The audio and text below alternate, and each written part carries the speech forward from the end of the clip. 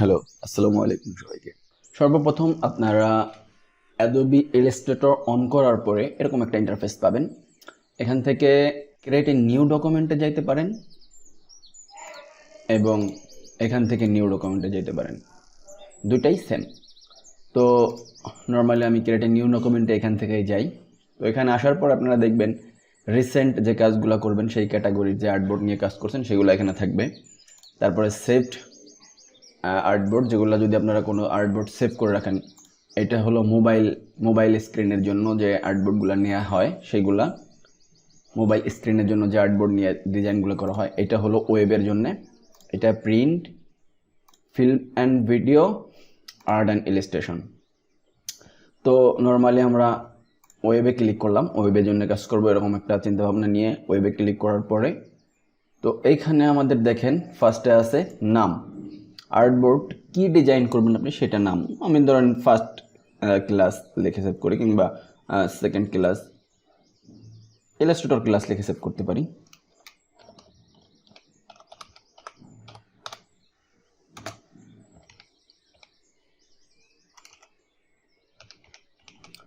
Illustrator class লিখে save করলাম। এখন আর্টবোর্ডের ওয়াইড কত দিবেন এবং হাইট কত দিবেন এখানে কিন্তু সেটা, এবং এখানে আছে পিক্সেল। আপনি আর্টবোর্ডটা কিসে সেভ করবেন, পিক্সেল, পয়েন্ট, তারপরে ইঞ্চি, ফিট, যে ক্যাটাগরিতে আপনি সেভ করতে চান, যেভাবে আপনি সেভ করতে চান। আমি পিক্সেলে সেভ করতেছি, তো এখানে আমি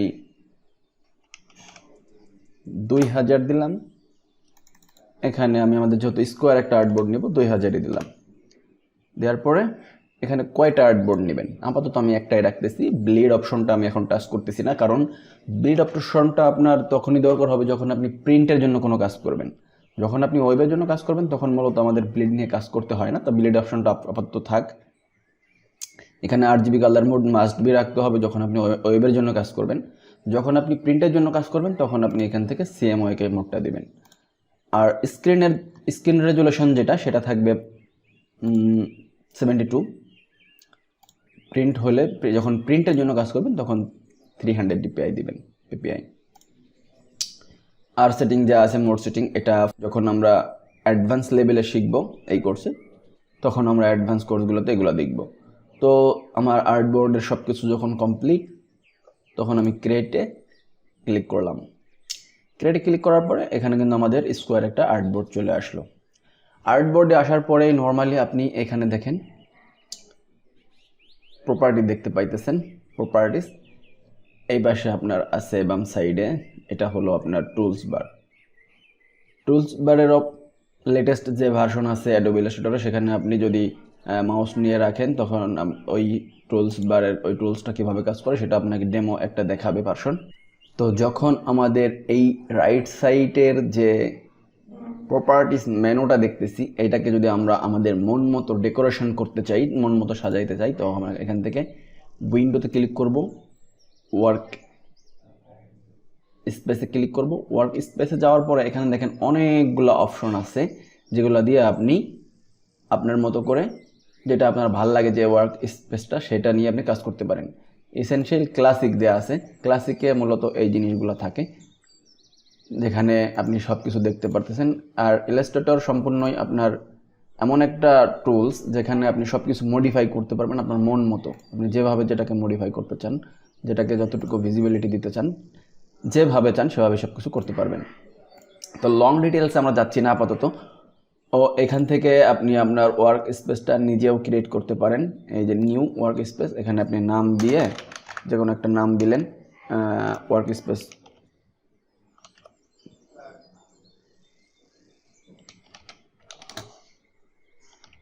01 দিয়ে এখানে সেভ করতে পারেন। সেভ করে তারপর আপনি এখান থেকে ওয়ার্ক স্পেস 01 দিয়ে ক্লিক করে আসতে পারেন। তো কোনো প্রকারের প্রপার্টিস যদি আপনার এখানে না থাকে, সেটাকে আপনি এখান থেকে আনতে পারেন। এই যে গ্রেডিয়ান্ট ক্লিক করলাম, গ্রেডিয়ান্ট চলে আসলো। এখানে লাইব্রেরি চলে আসলো। এখন এই প্রপার্টিসগুলোকে আপনি এইখানে আপনার ইচ্ছা মতো ডেকোরেশন করতে পারেন। লেফট সাইডে যে আমাদের টুলস বার আছে, এটাকে আমরা একটা লাইনের মধ্যে করতে পারি আমাদের ওয়ার্ক স্পেসটা বাড়ানোর জন্য। যদি আপনার ডিসপ্লেটা একটু ছোট হয় ডিসপ্লে যদি বড় থাকে তাহলে আপনি এটাকে ডবল লাইনে রাখতে পারেন, সব টুলস বারগুলো একসাথে একত্রে পাওয়ার জন্য। অ্যালাইনমেন্ট, নেভিগেশন এবং এক্সপোর্ট কিভাবে করতে হয়, ফাইল ফর সাইজ ফরম্যাট, মানে মাল্টিপল সাইজ, তারপরে রিঅ্যারেঞ্জ অল কলাম, টোটালি আমরা বেসিকে কিভাবে কাজ শুরু করতে হয় ইলাস্ট্রেটর দিয়ে। আমি এখানে 6টা আর্টবোর্ড নিয়েছি। ইলাস্ট্রেটর কিভাবে কাজ করে এবং ইলাস্ট্রেটর দিয়ে কিভাবে কাজ করতে হয় সেগুলো আমরা স্টেপ বাই স্টেপ আগাবো। আমরা এভাবে নর্মালি কাজ করব না, ধরে ধরে টুলস শিখবো না, আমরা জাস্ট প্রজেক্ট ভিত্তিক কাজ শিখবো, যাতে টুলস শিখলে কি হয়, আপনি 2 দিন প্র্যাকটিস না করলে টুলসটা ভুলে যাবেন। যখন আপনি প্রজেক্ট ভিত্তিক কাজ করবেন তখন আপনার টুলসগুলো এমনভাবে শেখা হবে, টুলসগুলো আপনি ভুলবেন না। তো ফার্স্টে আমরা আর্টবোর্ড নিয়ে কাজ করতেছি, আর্টবোর্ড শিখি। প্রথমে আমরা আর্টবোর্ডে দেখি। আমি এখানে 6টা আর্টবোর্ড নিয়েছি। 6টা আর্টবোর্ড সেম সাইজের নিয়েছি এবং অনেক সুন্দরভাবে অ্যালাইন করা আছে এখানে। এই আর্টবোর্ডগুলো আমি চাইলে এই যে এখানে আমাদের ক্লিক আছে, আর্টবোর্ড টুল আছে, এখান থেকে ক্লিক করে আমরা যে কোনো আর্টবোর্ড যেখানে ইচ্ছা সেখানে সরাইতে পারি, যেভাবে ইচ্ছা। তো আমি কন্ট্রোল জেড করতেছি, কন্ট্রোল জেড দিয়ে এই মোডে চলে গেলাম। তো এখন এই আর্টবোর্ড আমি কিভাবে তৈরি করছি, কিভাবে নিছি, এভাবে স্পেসগুলো সমান রেখে কিভাবে আমি আর্টবোর্ডগুলো সেট করছি, সেটার জন্য আমি আপনাদের দেখাচ্ছি। ফাইল থেকে নিউতে ক্লিক করার পরে আপনি এখান থেকে যে উইন্ডোটা পাবেন সেখানে আপনি আপনার সমস্ত আর্টবোর্ডের সাইজ, আর্টবোর্ড কিভাবে নেবেন, কয়টা আর্টবোর্ড নেবেন, সব কিছু এখান থেকে সেট করতে পারবেন। ধরেন আমি এখানে অনেকগুলো আর্টবোর্ড নেব, তো 500 পিক্সেল বাই 500 পিক্সেল এখানে আর্টবোর্ড নিব। আমি ওই আগের যে পেজটা ছিল সেখানে আমি আর্টবোর্ড নিয়েছিলাম 6টা, এখানে আমি 10টা দিয়ে দেখাচ্ছি। 10টা আর্টবোর্ড নিব। এখান থেকে আপনি আর্টবোর্ড ইঞ্চি, ফিট, পয়েন্ট, পিক্সেল যেভাবে তো সেভাবে নিতে পারেন। আমি পিক্সেলে নিচ্ছি। কালার মোড RGB দিতে পারেন। স্ক্রিন সাইজ 72 ppi নেব। যখন আমরা প্রিন্টের জন্য কাজ করব তখন আমরা এখান থেকে CMYK নেব এবং দেন এখান থেকে স্ক্রিন নেব 300 ppi। ক্রিয়েট দিলে এই দেখেন আমি যেহেতু 10টা নিছি, তো আমাদের এখানে 8টা আসছে, নিচে 2টা আর্টবোর্ড আসছে। আপনি যদি চান এই 2টাকে এখানে নিয়ে আসতে পারেন, এইটাকে আমি এখানে নিয়ে আসতে পারি। আবার যদি চান এটাকেও এখানে নিয়ে আসা যায়।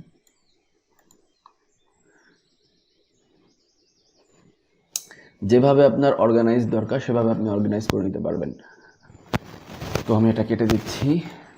এই আর্টবোর্ডে কাজ করার সময় আপনাদের আর্টবোর্ড কিভাবে জুম করতে হয়, জুম করার জন্য কয়েকটা অপশন আছে। আপনি সেটা অল্টার এবং শিফট প্রেস করে মাউস বাটনের যে মিডিল বাটন থাকে ওটাকে স্ক্রল করলেই এটা জুম ইন জুম আউট হবে। উপরের দিকে স্ক্রল করলে জুম ইন হবে, এটা নিচের দিকে করলে জুম আউট হবে। তারপরে এখানে একটা টুল আছে যেটা আপনি জেড প্রেস করলে পাবেন। সেটা করার পরে আপনি এখান থেকে অ্যানিমেটেড জুম করতে পারেন মাউস ড্র্যাগ করে, এবং আপনি আরেকটা পন্থা অবলম্বন করতে পারেন, সেটা হলো কিবোর্ড থেকে কন্ট্রোল প্লাস এবং control minus zoom in zoom out করার জন্য। এখন আমরা যেটা দেখব, যখন আমাদের এই একটা আর্টবোর্ড আছে, তো আমি আরেকটা নিউ আর্টবোর্ড নিই, এইটা নিলাম। এখন আমাদের 2টা আর্টবোর্ডের মধ্যে আবার একটার মধ্যে 6টা আর্টবোর্ড আর একটার মধ্যে 6টা আর্টবোর্ড। তো আপনি চাচ্ছেন এই ডিজাইনগুলা এই পাশে নিতে হবে, তো এখান থেকে ধরে এভাবে করে নেওয়া অনেক একটা হ্যাসেলের ব্যাপার। তো সেই জন্য আপনাদের এই যে এখানে একটা রাইট সাইডে অ্যারেঞ্জ ডকুমেন্টের একটা অপশন আছে, সেখান থেকে এইখানে ক্লিক করলাম। এখানে ক্লিক করলে এখান থেকে টু আপে ক্লিক করলাম। এখানে ক্লিক করলে দেখেন আপনাদের আর্টবোর্ড সাইজটা এইভাবে চলে আসছে। এখানে অর্ধেক আসছে, এই পাশে অর্ধেক আছে। তো আমরা যদি চাই এই আর্টবোর্ডের সমস্ত ডিজাইন কোনো ঝামেলা ছাড়াই এই আর্টবোর্ড থেকে এই আর্টবোর্ড নিতে পারি। যখন আপনি নেবেন তখন কিন্তু এটা কপি হয়ে যাবে, তখন আমরা এই আর্টবোর্ডের সাথে অ্যালাইন করতে পারি। এই আর্টবোর্ড থেকে কোনো এলিমেন্ট, কোনো অবজেক্ট যদি আপনি নেন এই পাশের আর্টবোর্ডে, ডান পাশের আর্টবোর্ডে, তখন কিন্তু এটা কপি হয়ে আসবে। এই ডিজাইনটা কিংবা এই অবজেক্টটাই কিন্তু চলে আসছে না, এটা কপি হয়ে এখানে চলে আসছে। কপি করার জন্য আপনাকে আলাদাভাবে কিছু করতে হচ্ছে না। তো এবার আমরা দেখব এই ডিজাইনগুলো কিভাবে আমরা এক্সপোর্ট করতে পারি। এক্সপোর্ট করার জন্য আমরা দুইটা ওয়েতে এক্সপোর্ট করতে পারি। একটা ফাইল থেকে এক্সপোর্ট সেভ ফর ওয়েব কিংবা এক্সপোর্ট অ্যাজ। আমি সেভ ফর ওয়েবে গেলে দেখেন একটা জিনিস, এখানে কিন্তু আমার যে ডিজাইনটা সিলেক্ট করা ছিল, এই ডিজাইনটা আমার সিলেক্ট করা ছিল এই আর্টবোর্ডটা, এইটা কিন্তু সেভ হচ্ছে।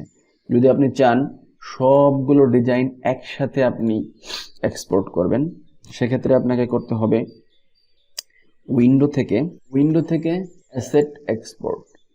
এখানে আসার পরে আপনি এরকম একটা উইন্ডো থেকে অ্যাসেট এক্সপোর্টে আসলে তখন আপনি এখান থেকে সবগুলো ড্র্যাগ করে এর মধ্যে দিতে পারেন। আমাদের দুইটা ব্যাকগ্রাউন্ড আছে, সেই ব্যাকগ্রাউন্ড দুইটাকেও এগুলা আলাদা করে ধরছে। তো তারপর আপনি এখান থেকে জেপিজি, পিএনজি, পিডিএফ, এসভিজি যে মুড চান সেই মুডে সেভ করতে পারেন।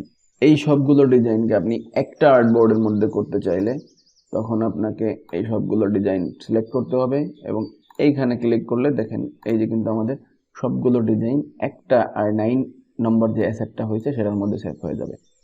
তো এখন আমরা এখান থেকে চাইলে এক্সপোর্ট করতে পারি।